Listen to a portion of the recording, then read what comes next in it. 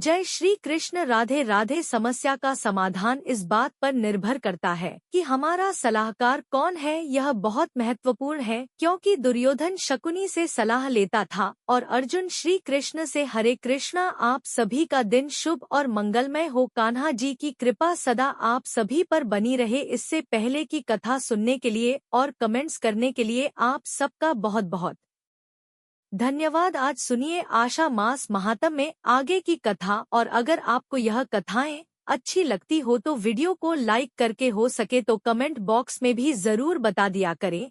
देवर्षि नारद ने श्री ब्रह्मा जी से कहा है, भगवान आपके मुख से कथा सुनते सुनते मेरे मन को तृप्ति नहीं होती। पहले गौतम ब्राह्मण के द्वारा लाई हुई गंगा का वर्णन कीजिए। उनके पृथक पृथक तीर्थों के फल, पुण्य तथा इतिहास पर भी क्रमशः प्रकाश डालिए। नारद जी के कहने पर श्री ब्रह्मा जी इस प्रकार बोले, नारद गोदावरी के पृथक पृथक तीर्थों लो और महात्म्य का पूरा पूरा वर्णन ना तो मैं कर सकता हूँ और ना ही तुम सुनने में ही समर्थ होगे, फिर भी कुछ बतलाता हूँ, ध्यानपूर्वक सुनो। जहाँ भगवान त्र्यंबक गौतम के सामने प्रकट हुए थे, वह तीर्थ त्र्यंबक के नाम से प्रसिद्ध है। वह गौतमी गंगा का उद्गम स्थान है। वह भोग और मोक्ष देने वाला है। दूसरा वराह तीर्थ है जो तीनों लोकों में विख्यात है। उसका स्वरूप बतलाता हूँ।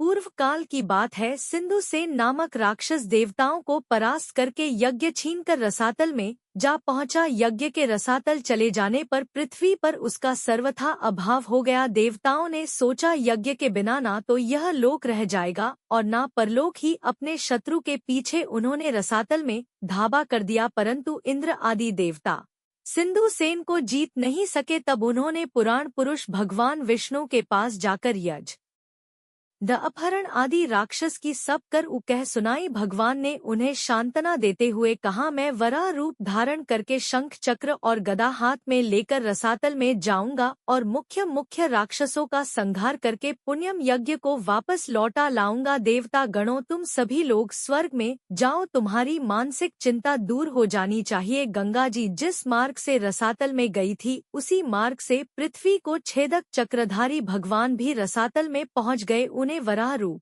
धारण करके रसातल वासी राक्षसों और दानवों का वध कर दिया तथा महायज्ञ को मुख में रखकर रसातल से निकल आए। उस समय देवता ब्रह्मगिरि पर श्री हरि की प्रतीक्षा कर रहे थे। उस मार्ग से निकलकर भगवान गंगा स्तोत्र में आए और रक्त से लथपथ हुए अपने अंगों को गंगा जी के पावन जल से धोया। उस स्थान पर वराह नामक कुंड हो गया। इसके बाद भगवान ने मुंह में रखे हुए में महायज्ञ को दे दिया। इस प्रकार उनके मुख से यज्ञ का प्रादुर्भाव हुआ। इसीलिए वराह तीर्थ परम पवित्र और संपूर्ण अभिलक्ष वस्तुओं को देने वाला है। वहाँ किया हुआ स्नान और दान सभी यज्ञों का फल देता है। जो पुण्यात्मा पुरुष वहाँ रहकर अपने पितरों का स्मरण करता है, उसके पितर सभी पापों से मुक्त होकर स्वर्ग लोक को चले जाते हैं। त्र्यंबक में एक कुशावती नामक तीर्थ है। उसके स्मरण मात्र से ही मनुष्य कृतार्थ हो जाता है। यह समस्त अभीष्ट वस्तुओं को देने वाला है। कुशावती उस तीर्थ का नाम है जहाँ महात्मा गौतम ने गंगा जी का कुश से आवर्तन किया था। वे वहाँ गंगा को कुश से लौटा कर ले आए थे।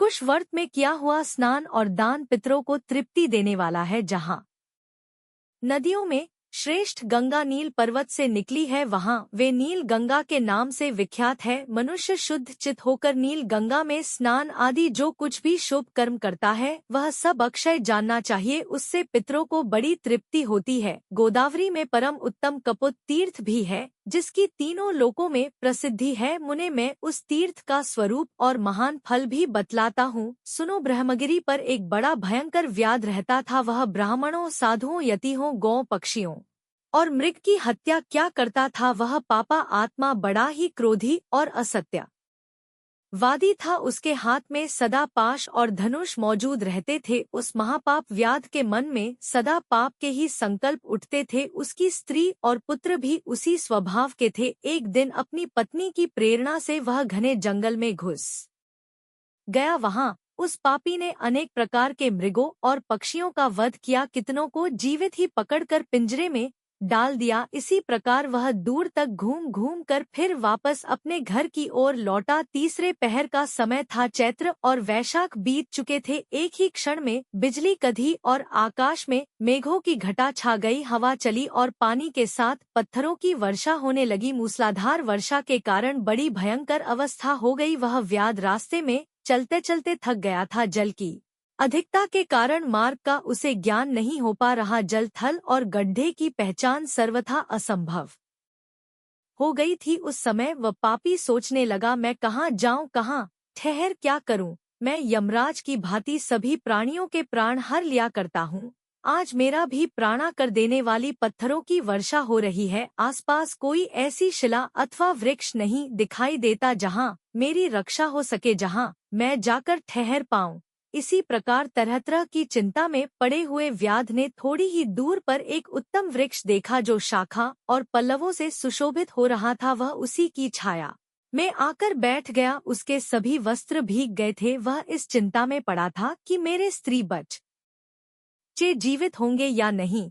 उसी समय सूर्यास्त भी हो गया। उसी वृक्ष पर एक कबूतर अपनी स्त्री और पुत्र पौत्र के साथ रहा करता था। वह वहां सुख से निर्भय होकर पूर्ण तृप्त और प्रसन्न था। उस वृक्ष पर रहते हुए कपोत परिवार को कई वर्ष हो चुके थे। उसकी पत्नी कबूतरी बड़ी पतिव्रता थी। वह अपने पति के साथ उस वृक्ष के खोखले में रहा करती थी जहाँ हवा और पानी से पूरा बचाव था। उस दिन देववश कपोत और कपोत दोनों ही चारा चुगने के लिए गए हुए थे, किंतु केवल कपोत ही लौटकर उस वृक्ष पर आया। भाग्यव कपोत भी वही व्याध के पिंजड़े में पड़ी हुई थी। व्याध ने उसे पकड़ लिया था, परंतु अभी तक उसके प्राण नहीं गए थे। कपोत अपनी संतानों को मातहीन देखकर बड़ा परेशान हुआ। भयानक वर्षा हो रही थी, सूर्य डूब चुका था, फिर भी वह वृक्ष का खोखला कपोते से खाली ही रह गया। यह विचार कर कपोत विलाप करने लगा और उसे इस बात का भी पता नहीं था कि कपोत यहीं पास में ही वृक्ष के नीचे पिंजड़े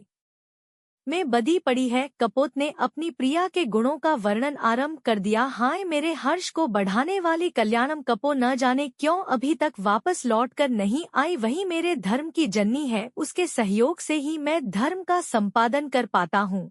मेरे इस शरीर की स्वामिनी भी वही है। धर्म, अर्थ, काम और मोक्ष की सिद्धि में वही सदा मेरी सहायता भी करती है। मुझे प्रसन्न देखकर वह हंसती और खिन्न जानकर मेरे दुखों का निवारण भी करती है। उचित सलाह देने में वह मेरी सखी है और सदा मेरी आज्ञा के ही पालन में संलग्न रहती है। सूर्यास्त हो गया तो भी वह कल्याणी अभी तक वापस लौटकर क्यों नहीं आई? वह पति के सिवा दूसरा कोई व्रत, मंत्र, देवता, धर्म अथवा अर्थ नहीं जानती। वह पतिव्रता है, पति में ही उसके प्राण बसते हैं। पति ही उसका मंत्र और पति ही उसका प्रियतम है। मेरी कल्याणम भार्या अभी तक वापस लौटकर नहीं आई। मैं क्या करूं, कहाँ जाऊं? मेरा यह घर उसके बिना आज जंगल सा दिखाई दे रहा है। उसके रहने पर भयंकर स्थान भी शोभा संपन्न और सुंदर दिखाई देता था। जिसके रहने पर यह घर वास्तव में घर कहलाता है, वह मेरी प्रिय पत्नी अब तक नहीं आई। मैं उसके बिना जीवित नहीं रह सकूंगा। अपने प्रिय शरीर को भी मैं त्याग दूंगा, किंतु यह बच्चे क्या करेंगे? ओह, आज मेरा धर्म लुप्त हो गया है। इस प्रकार विलाप करते हुए स्वामी के वचन सुनकर पिंजड़े में पड़ी हुई कपो बोली, है खक श्रेष्ठ, मैं यहाँ पिंजड़े में बंधी हुई बेबस हो गई हूँ। महामते, यह व्याध मुझे जाल में फंसा कर ले आया है। आज मैं धन्य हूँ और अनुग्रहित हूँ, क्योंकि पतिदेव मेरे गुणों का बखान करते हैं। मुझ में जो गुण है और जो नहीं है उन सभी का मेरे पतिदेव गान कर रहे हैं। इससे मैं निसंदेह कृतार्थ हो गई। पति के संतुष्ट होने पर स्त्रियों पर संपूर्ण देवता संतुष्ट हो जाते हैं। इसके विपरीत यदि पति असंतुष्ट हो तो स्त्रियों का अवश्य ही नाश हो जाता है। प्राणनाथ, तुम ही मेरे देवता, तुम ही प्रभु, तुम ही सुहृद, तुम ही शरण, तुम ही व्रत, ही स्वर्ग, ही परब्रह्म और तुम ही मोक्ष हो। आर्य, मेरे लिए चिंता मत करो, अपनी बुद्धि को धर्म में स्थिर करो। तुम्हारी कृपा से मैंने बहुत तेरे भोग लिए हैं। अपनी प्रिया कपो का यह वचन सुनकर कपोत उस वृक्ष से नीचे उतर कर आया और पिंजड़े में पड़ी हुई कपो के पास गया। वहां पहुंचकर उसने देखा कि मेरी प्रिया जीवित है और व्याध मृतक की तरह निश्चेष्ट हो रहा है। तब उसने उसे बंधन से छुड़ाने का विचार किया। कपो ने रोकते हुए कहा, महाभाग संसार का संबंध स्थिर रहने वाला नहीं है ऐसा जानकर मुझे बंधन से मुक्त मत करो। इसमें मुझे व्याध का अपराध भी जान नहीं पड़ता। तुम अपनी धर्मम बुद्धि को दंड करो। ब्राह्मणों के गुरु अग्नि है, सब वर्णों का गुरु ब्राह्मण है, स्त्रियों का गुरु उसका पति है और सब लोगों का गुरु अभ्यागत है। जो लोग अपने घर पर आए हुए अतिथि को वचनों के द्वारा संतुष्ट करते हैं, उनके उन वचनों से वाणी की अधीश्वर सरस्वती देवी तृप्त होती है। अतिथि को अन्न देने से देवराज इंद्र तृप्त होते हैं, उसके पैर धोने से पितर, उसके भोजन करने से प्रजापति, उसकी सेवा पूजा से लक्ष्मी सहित श्री विष्णु तथा उसके सुख पूर्वक शयन करने पर संपूर्ण देवता तृप्त हो जाते हैं। अतः अतिथि सबके लिए परम पूजनीय है। यदि सूर्यास्त के बाद थका मादा अतिथि घर पर आ जाए तो उसे देवता समझे, क्योंकि वह सब यज्ञों का फल स्वरूप है। थके हुए अतिथि के साथ गृहस्थ के घर पर संपूर्ण देवता, पितर और अग्नि भी पधार हैं। यदि अतिथि तृप्त हुआ तो उन्हें भी बड़ी प्रसन्नता होती है, और अगर वह निराश होकर चला गया तो वे भी निराश होकर ही लौटते हैं। आता है प्राणनाथ, आप सर्वथा दुख छोड़कर शांति धारण कीजिए और अपनी बुद्धि को शुभ में लगाकर धर्म का संपादन कीजिए। दूसरों के द्वारा किए हुए उपकार और अपकार दोनों ही साधु पुरुषों के विचार से श्रेष्ठ हैं। उपकार करने वालों पर तो सभी उपकार करते हैं, अपकार करने वालों के साथ जो अच्छा बर्ताव करे वही पुण्य का भागी बताया गया है। कपोते की बात सुनकर कपोत बोला, सुमुखी, तुमने हम दोनों के योग्य ही उत्तम बात कही है, किंतु इस विषय में मुझे कुछ और भी कहना है। उसे सुनो। कोई 1000 प्राणियों का भरण पोषण करता है, दूसरा 10 का ही निर्वाह करता है, और कोई ऐसा है जो सुखपूर्वक केवल अपनी जीविका का काम चला लेता है। किंतु हम लोग ऐसे जीवों में से हैं जो अपना ही पेट बड़े कष्ट से भर पाते हैं। कुछ लोग खाई खोदकर उसमें अन्न भर कर रखते हैं, कुछ लोग कोटे भर धान के धनी होते हैं और कितने ही घड़ों में धान भर कर रखते हैं, परंतु हमारे पास तो उतना ही संग्रह होता है जितना हमारी चौच में आ जाए। शुभ, तुम ही बताओ, ऐसी दशा में इस थके मांदे अतिथि का सत्कार मैं भला किस प्रकार कर पाऊंगा। कपो ने कहा, नाथ, अग्नि, जल, मीठी वाणी, तृण और काष्ठ आदि जो भी संभव हो वह अतिथि को देना चाहिए। यह व्याध सर्दी से कष्ट पा रहा है। अपनी प्यारी पत्नी का कथन सुनकर पक्षीराज कपोत ने पेड़ पर चढ़कर सब ओर देखा तो कुछ दूरी पर उसे आग दिखाई दी। वहां जाकर वह चोंच से एक जलती हुई लकड़ी उठाला आया और व्याध के आगे रखकर उसने अग्नि को प्रज्वलित किया। फिर सूखे काट, पत्ते और तिनके बार बार आग में डालने लगा, जिससे आग जलने लगी। उसे देखकर सर्दी से दुखी व्याध ने अपने जड़त बने हुए अंगों को तपाया, इससे उसे बड़ा आराम मिला। कपो ने देखा व्याध शुद्धा की अर्थात भूख की आग में जल रहा है, तब उसने अपने स्वामी से कहा, महाभाग्य व्याध को तृप्त करूंगी सुव्रत। ऐसा करने से तुम अतिथि सत्कार करने वाले पुण्या आत्माओं के लोक में चले जाओगे। कपोते की बात सुनकर कपोत बोला, शुबे मेरे जीते जी, यह तुम्हारा धर्म नहीं है मुझे ही आज्ञा दो, मैं ही आज अतिथि यज्ञ करूंगा। ऐसा कहकर कपोत ने सबको शरण देने वाले भक्त वत्सल विश्वरूप चतुर्भुज महाविष्णु का ध्यान करते हुए अग्नि की 3 बार परिक्रमा की और फिर व्याध से यह कहते हुए अग्नि में प्रवेश किया कि मुझे सुखपूर्वक उपयोग में लाओ। कपोत ने अपने जीवन को अग्नि में होम कर दिया। यह देखकर व्याज कहने लगा, ओहो, मेरे इस मनुष्य शरीर का जीवन धिक्कार देने योग्य है, क्योंकि मेरे ही लिए पक्षीराज ने यह साहसपूर्ण कार्य किया है। इस प्रकार कहते हुए व्याज से कपो ने कहा कि महाभाग्य पतिदेव मुझसे दूर चले जा रहे हैं। उसकी बात सुनकर व्याध सहम गया और तुरंत ही पिंजरे में पड़ी हुई कपोत को उसने छोड़ दिया। तब उसने भी पति और अग्नि की परिक्रमा करके कहा कि स्वामी के साथ चिता में प्रवेश करना स्त्रियों के लिए बहुत बड़ा धर्म है। वेद में इस मार्ग का विधान है और लोक में भी सबने इसकी प्रशंसा की है। जैसे सांप पकड़ने वाला मनुष्य सांप को बिल से बलपूर्वक निकाल लाता है, उसी प्रकार पति का अनुगमन करने वाली नारी पति के साथ ही स्वर्ग लोक को जाती है। ऐसा कहते ही कपो ने पृथ्वी देवता गंगा तथा वन पतियों को नमस्कार किया और अपने बच्चों को सांत्वना देकर व्याध से कहा, महाभगवदम प्रवेश कर गई। उसी समय आकाश में जय जयकार की ध्वनि गूंज उठी। तत्काल ही सूर्य के समान तेजस्वी अत्यंत सुंदर विमान उतर कर आया। दोनों दंपति देवता के समान दिव्य शा धारण करके उस पर आरूढ़ हुए और आश्चर्य में पड़े हुए व्याध से प्रसन्न होकर बोले, महामते, हम देवलोक में जा रहे हैं और तुम्हारी आज्ञा चाहते हैं। तुम अतिथि के रूप में हम दोनों के लिए स्वर्ग की सीढ़ी बनकर आ गए, तुम्हें नमस्कार है। उन दोनों को श्रेष्ठ विमान पर बैठे देख व्याध ने अपना धनुष और पिंजड़ा फेंक दिया और हाथ जोड़कर कहने लगा, महाभाग, मेरा त्याग मत करो, मैं अज्ञानी हूँ, मुझे भी कुछ दो, मैं तुम्हारे लिए आदरणीय अतिथि होकर आया था, इसलिए मेरे उद्धार का कोई उपाय बतलाओ। व्याध की बात सुनकर उन दोनों ने कहा, व्याध, तुम्हारा कल्याण हो, तुम भगवती गोदावरी के तट पर जाओ और उन्हीं को अपना पाप भेंट कर दो। वहाँ 15 दिनों तक डुबकी लगाने से तुम सभी पापों से मुक्त हो जाओगे। पाप मुक्त होने पर जब पुनः गौतमी गंगा में स्नान करोगे तब अश्वमेध यज्ञ का फल पाकर अत्यंत पुण्यवान हो जाओगे। नदियों में श्रेष्ठ गोदावरी ब्रह्मा, विष्णु तथा महादेव जी के अंश से प्रकट हुई हैं। उनके भीतर पुनः गोते लगाकर जब तुम अपने मलिन शरीर को त्याग दोगे तब निश्चय ही श्रेष्ठ विमान पर आरूढ़ होकर स्वर्ग लोक में पहुंच जाओगे। उन दोनों की बात सुनकर व्याध ने वैसा ही किया। फिर वह भी दिव्य रूप धारण करके एक श्रेष्ठ विमान पर जा बैठा। कपोत और व्याध तीनों ही गौतमी गंगा के प्रभाव से स्वर्ग लोक को चले गए। तभी से वह स्थान पोत तीर्थ के नाम से विख्यात हुआ। वहाँ स्नान, दान, पितरों की पूजा, जप और यज्ञ आदि कर्म करने पर वे अक्षय फल को देने वाले होते हैं।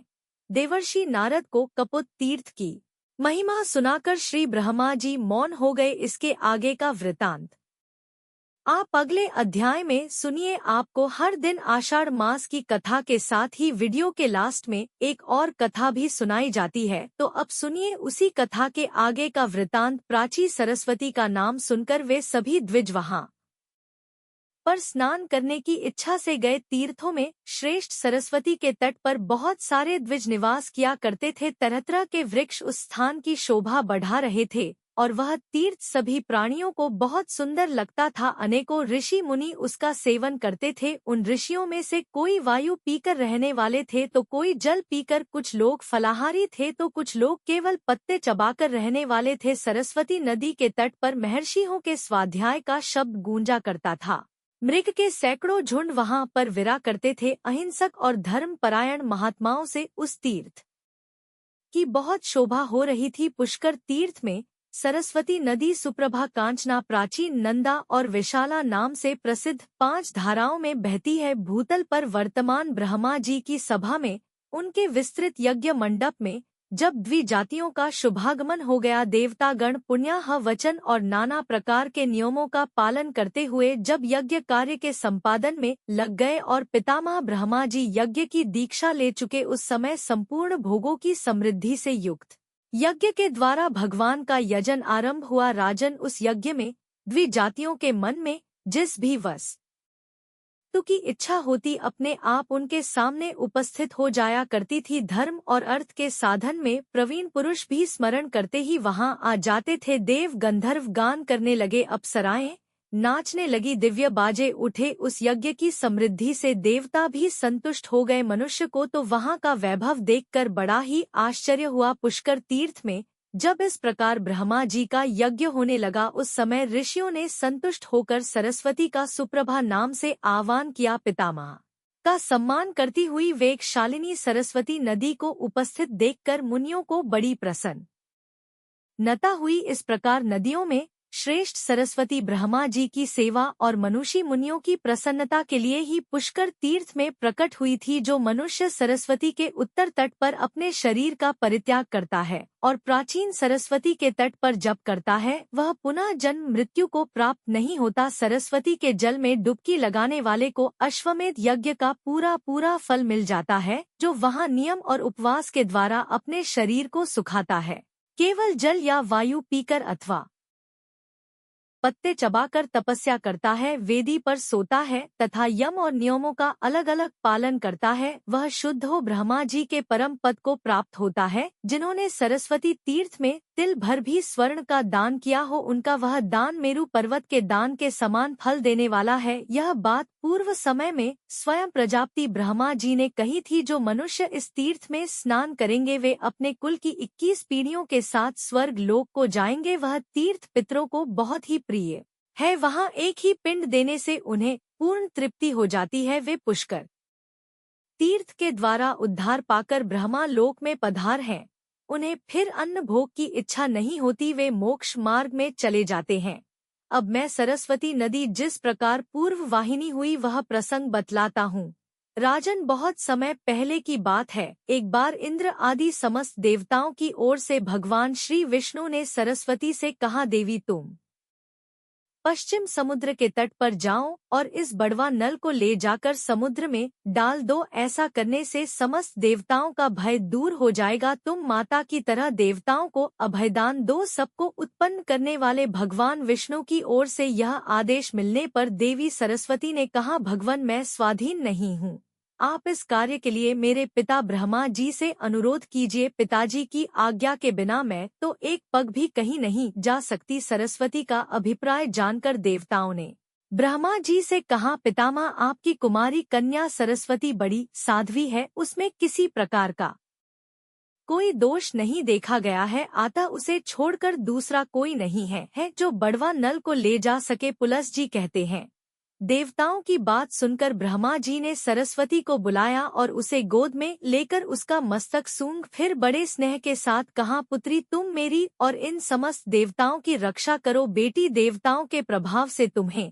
इस कार्य के करने पर बड़ा सम्मान मिलेगा। इस बड़वानल को ले जाकर खारे पानी के समुद्र में डाल दो। पिता के वियोग के कारण पुत्री के नेत्रों में आंसू छलछाए, भय मत करो। इससे वह भय छोड़कर प्रसन्न मन से जाने को तैयार हुई। सरस्वती की यात्रा के समय शंख और नगाड़ों की ध्वनि और मंगल घोष होने लगा, जिसकी आवाज से सारा जगत गूंज उठा। सरस्वती अपने तेज से चारों ओर प्रकाश फैलाती हुई चल दी। उस समय गंगा जी उसके पीछे होली। तब सरस्वती ने कहा, तुम कहाँ आती हो, मैं तो तुमसे फिर मिलूंगी। सरस्वती के ऐसा कहने पर गंगा ने मधुर वाणी में कहा, शुभ, अब तो तुम जब पूर्व दिशा में जाओगी तभी मुझे देख पाओगी। देवताओं सहित तुम्हारा दर्शन तभी मेरे लिए सुलभ हो सकेगा। यह सुनकर देवी सरस्वती ने कहा, शुच स्मते, तब तुम भी उत्तराभिमुखी होकर शोक का परित्याग कर देना। गंगा जी बोली, सखी मैं उत्तराभिमुखी होने पर और अधिक पवित्र मानी जाऊंगी और तुम पूर्वाभिमुखी होने पर उत्तर वाहिनी गंगा और पूर्व वाहिनी सरस्वती में जो मनुष्य श और दान करेंगे वे तीनों ऋणों से मुक्त होकर मोक्ष मार्ग का आश्रय लेंगे। इसमें कोई अन्यथा विचार करने की आवश्यकता नहीं है। इस पर वह सरस्वती नदी रूप में परिणत हो गई। देवताओं के देखते देखते एक पाकड़ के वृक्ष की जड़ से वह प्रकट हुई। वह वृक्ष भगवान विष्णु का स्वरूप है। संपूर्ण देवताओं ने उसकी वंदना की है। उसकी अनेकों शाखाएं सब और फैली हुई हैं। वह दूसरे ब्रह्मा जी की तरह शोभा पाता है। यद्यपि उस वृक्ष में एक भी फूल नहीं है तो भी वह डालियों पर बैठे हुए शुक आदि पक्षियों के कारण फूलों से लदा हुआ सा लगता है। सरस्वती ने उस पाकड़ के समीप स्थित होकर देवाधिदेव विष्णु भगवान से कहा, भगवान मुझे बड़वाग नहीं समर्पित कीजिए, मैं आपकी आज्ञा का पालन करूंगी। उनके ऐसा कहने पर भगवान श्री विष्णु बोले, शुभे, तुम्हें इस बड़वानल को पश्चिम समुद्र की ओर ले जाते समय जलने का कोई भय नहीं होगा। पुलस जी कहते, इसके बाद भगवान श्री विष्णु ने बड़वानल को सोने के घड़े में रखकर सरस्वती जी को सौंप दिया। उन्होंने उस घड़े को अपने उदर में रखकर पश्चिम की ओर प्रस्थान किया। अदृश्य गति से चलती हुई वह महानदी पुष्कर में पहुंची और ब्रह्मा जी ने जिन जिन कुंडों में हवन किया था उन सबको जल से आप्लावित करके प्रकट हो गई। इस प्रकार पुष्कर क्षेत्र में परम पवित्र सरस्वती नदी का प्रादुर्भाव हुआ। जगत को जीवन दान देने वाली वायु ने भी उसका जल लेकर वहां के सब तीर्थों में डाल दिया। उस पुण्य क्षेत्र में पहुंचकर पुण्य सलीला सरस्वती मनुष्यों के पापों का नाश करने के लिए स्थित हो गई। जो पुण्यात्मा मनुष्य पुष्कर तीर्थ में विद्यमान सरस्वती का दर्शन करते हैं वे नार की जीवों की अधोगति का अनुभव नहीं करते। जो मनुष्य उसमें भक्ति भाव के साथ स्नान करते हैं वे ब्रह्मा लोक में पहुंचकर ब्रह्मा जी के साथ आनंद का अनुभव करते हैं। जो मनुष्य ज्येष्ठ पुष्कर में स्नान करके पितरों का तर्पण करता है वह उन सबका नरक से उद्धार कर देता है और स्वयं उसका भी चित्त शुद्ध हो जाता है। ब्रह्मा जी के क्षेत्र में पुण्य सलीला सरस्वती को पाकर मनुष्य दूसरे किस तीर्थ की कामना करे। उससे बढ़कर दूसरा तीर्थ तो है ही कौन। संपूर्ण तीर्थों में स्नान करने से जो फल मिलता है वह सब का सब ज्येष्ठ पुष्कर में एक बार डुबकी लगाने से मिल जाता है। अधिक क्या कहा जाए, जिसने पुष्कर क्षेत्र का निवास, ज्येष्ठ कुंड का जल और उस तीर्थ में मृत्यु, यह तीनों बातें प्राप्त कर ली, उसने परम गति पाली। जो मनुष्य उत्तम काल, उत्तम क्षेत्र और उत्तम तीर्थ में स्नान और होम करके ब्राह्मण को दान देता है वह अक्षय सुख का भागी होता है। मति, स्मृति, प्रज्ञा, मेधा, बुद्धि और शुभ वाणी, यह 6 सरस्वती के पर्याय बतलाए गए हैं। जो पुष्कर के वन में जहाँ प्राची सरस्वती है जाकर उनके जल का दर्शन भर कर लेते हैं उन्हें भी अश्वमेध यज्ञ का फल मिलता है, और जो उसके भीतर गोता लगाकर स्नान करता है वह तो ब्रह्मा जी का अनुचर होता है। जो मनुष्य वहां विधि पूर्वक श्राद्ध करते हैं वे पितरों को दुखदायी नरक से निकालकर स्वर्ग में पहुंचा देते हैं। जो सरस्वती में स्नान करके पितरों को कुश और तिल से युक्त जल दान करते हैं उनके पितर हर्षित होकर नाचने लगते हैं। यह पुष्कर तीर्थ सब तीर्थों में श्रेष्ठ माना गया है क्योंकि वह आदि तीर्थ है, इसलिए इस पृथ्वी पर यह समस्त तीर्थों में विख्यात है। यह मानव धर्म और मोक्ष की क्रीड़ा स्थली है, निधि है। सरस्वती से युक्त होने के कारण इसकी महिमा और भी बढ़ गई है। जो लोग पुष्कर तीर्थ में सरस्वती नदी का जल पी लेते हैं वे ब्रह्मा और महादेव जी के द्वारा प्रशंसक अक्षय लोकों को प्राप्त होते हैं। भीष्म जी पुष्कर वन में पहुंचकर सरस्वती नदी के प्रकट होने की बात बताई गई। अब वह पुनः अदृश्य होकर वहां से पश्चिम दिशा की ओर चली। पुष्कर से थोड़ा ही दूर जाने पर एक खजूर का वन मिला जो फल और फूलों से सुशोभित था। सभी ऋतुओं के पुष्प उस वन स्थली की शोभा बढ़ा रहे थे। वह स्थान मुनियों के भी मन को मोहने वाला था। वहां पहुंचकर नदियों में श्रेष्ठ सरस्वती देवी पुनः प्रकट हुई और वे वहां नंदा के नाम से तीनों लोकों में प्रसिद्ध हुई। सूत जी कहते हैं,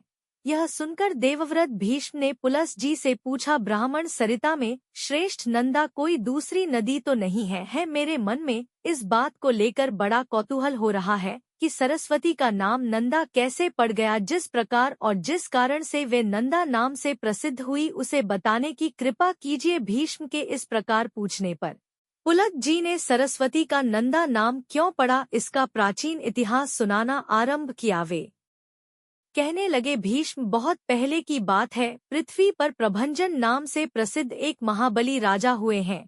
एक दिन वे उस वन में मृगों का शिकार खेल रहे थे। उन्होंने देखा एक झाड़ी के अंदर एक मृगी खड़ी है। वह राजा के ठीक सामने खड़ी थी। प्रभंजन ने एक अत्यंत तीक्ष्ण बाण चलाकर मृगी को बींद डाला। आहत हरिणी ने चकित होकर चारों ओर देखा, फिर हाथ में धनुष बाण धारण किए राजा को खड़ा देखकर वह बोली, ओ मूर्ख, यह तूने क्या किया? तुम्हारा यह कर्म पाप से भरा हुआ है। मैं यहाँ नीचे मुंह करके खड़ी थी और निर्भय होकर अपने बच्चे को दूध पिला रही थी। इसी अवस्था में तूने इस वन के भीतर मुझ निरपराध हरिणी को अपने वज्र के समान बाण का निशाना बनाया है। तेरी बुद्धि बड़ी खोटी है, इसलिए तू कच्चा मांस खाने वाले पशु की योनि में पड़ेगा। इस कंठ का कीर्ण वन में तोत व्याघ्र हो जा। मृगी का यह शाप सुनकर सामने खड़े हुए राजा की संपूर्ण इंद्रियां व्याकुल हो उठी।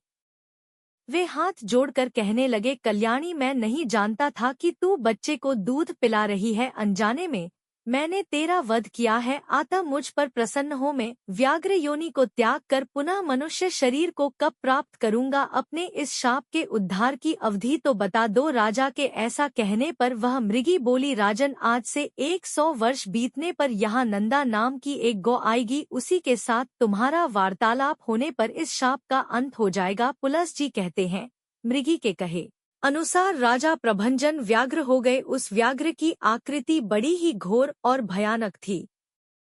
वह उस वन में काल के वशीभूत हुए मृगों, अन्य चौपाइयों और मनुष्यों को भी मार मार कर खाने और रहने लगा। वह अपनी निंदा करते हुए कहता था, हाय, अब मैं पुनः कब मनुष्य शरीर धारण करूंगा? अब से निज योनि में डालने वाला ऐसा निंदनीय कर्म, महान पाप मैं कभी नहीं करूंगा। अब इस योनि में मेरे द्वारा पुण्य नहीं हो सकता, एकमात्र हिंसा ही मेरे जीवन का आधार है और इसके द्वारा तो सदा दुख ही दुख मिलता है। किस प्रकार मृगी की कही हुई बात सत्य हो सकती है। जब उस व्याघ्र को वन में रहते रहते 100 वर्ष हो गए, तब एक दिन वहां गौ का एक बहुत बड़ा झुंड आया। वहां घास और जल की बहुत अच्छी सुविधा थी। वही गौ के आने का कारण बनी। आते ही गौ के विश्राम के लिए बाढ़ लगा दी गई। ग्वालों के रहने के लिए भी साधारण घर और स्थान की व्यवस्था कर दी गई। गोचर भूमि अर्थात गायों के खाने के लिए घास तो वहां पर थी ही। सबका पड़ाव पड़ गया। वन के पास का स्थान गौ के रंभा की भारी आवाज से गूंजने लगा। मतवाले गोप चारों ओर से उस गौ समुदाय की रक्षा करते थे। गौ के झुंड में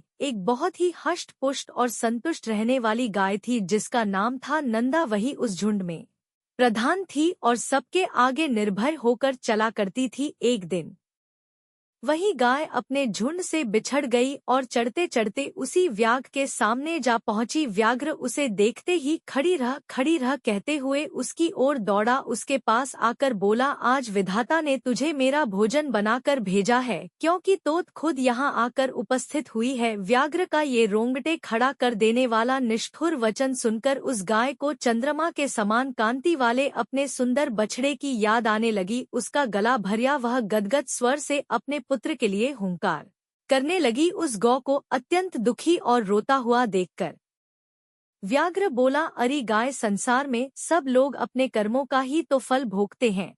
तू तो खुद मेरे पास आ पहुंची है, इससे लगता है तेरी मृत्यु आज ही निश्चित हुई है। तू फिर व्यर्थ शोक क्यों कर रही है? अच्छा यह तो बता, तू रोई किस लिए? व्याघ्र का प्रश्न सुनकर नंदा ने कहा, व्याघ्र तुम्हें नमस्कार है, मेरा सारा अपराध क्षमा कर दो। मैं जानती हूँ तुम्हारे पास आए हुए प्राणी की रक्षा असंभव है, इसलिए मैं अपने जीवन के लिए शौक नहीं करती। मृत्यु तो मेरी एक ना एक दिन होगी जरूर, फिर उसके लिए क्या चिंता करना। किंतु मृगराज, अभी नई अवस्था में मैंने एक बछड़े को जन्म दिया है। पहली बयान का बच्चा होने के कारण वह मुझे बहुत ही प्रिय है। मेरा बच्चा भी दूध पीकर ही जीवन चलाता है, घास को तो वह सूंघता भी नहीं, और इस समय वह गोशट में बंधा हुआ है और भूख से पीड़ित होकर मेरी राह देख रहा है। उसी के लिए मुझे बार बार दुख हो रहा है। मेरे ना रहने पर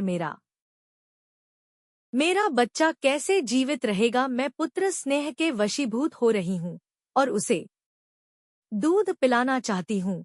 मुझे थोड़ी देर के लिए जाने दो। बछड़े को पिलाकर प्यार से उसका मस्तक चाटू और उसे हिताहित की जानकारी के लिए कुछ उपदेश दूंगी। फिर अपनी सखियों की देखरेख में उसे सौंपकर तुम्हारे पास लौट आऊंगी। उसके बाद तुम मुझे इच्छा अनुसार खा लेना। नंदा की बात सुनकर व्याघ्र ने कहा, अरे अब तुझे पुत्र से क्या काम है? नंदा बोली, मृगेंद्र, मैं पहले पहल बछड़ा भी आई हूँ, इसलिए उसके प्रति मेरी बहुत ममता है। मुझे जाने दो। सखियों को, नन्हे बच्चे को रक्षा करने वाले ग्वालों और गोपियों को, और विशेषतः अपनी जन्मदायिनी माता को देखकर उन सब से विदा लेकर आ जाऊंगी। मैं शपथ पूर्वक यह बात कहती हूँ, अगर तुम्हें विश्वास हो तो मुझे छोड़ दो, और अगर मैं फिर वापस लौट कर न आऊं तो मुझे वही पाप लगे जो ब्राह्मण और माता पिता का वध करने से होता है। व्याध हो मलिच्छ और जहर देने वालों को जो पाप लगता है, वही मुझे भी लग जाए। जो गौशाला में विघ्न डालते हैं,